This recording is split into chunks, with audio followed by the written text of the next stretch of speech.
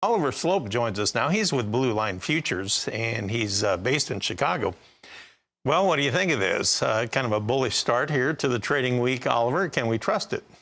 Yeah, definitely a good start to the week, specifically for the corn and the wheat market, and a lot of that comes on the back of some headlines from Ukraine that the export facility was bombed, and so that kind of throws a wrench into the idea that we might be able to see more grain moving out of Ukraine.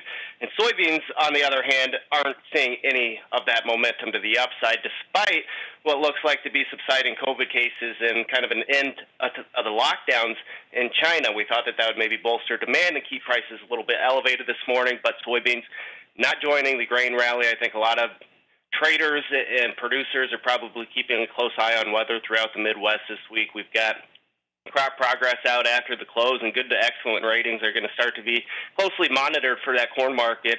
We're looking at about 70% good to excellent, which would be a pretty darn good start. And obviously, once you get in this time of year, a lot of back and forth trading is going to be very dependent on weather forecasts. So what do you hear about the unplanted acres in the northern plains? How big of a role is that going to turn out to be?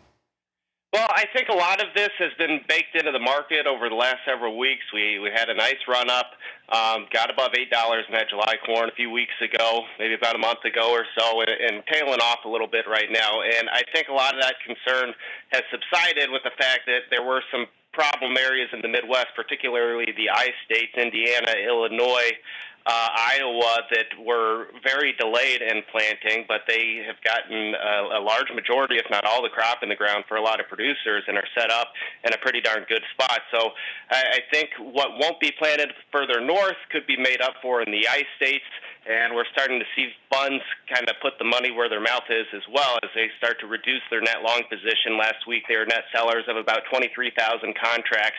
They're still net long about 270,000 contracts. So if we do get a pretty darn good planting season, that could spur additional long liquidation from the funds.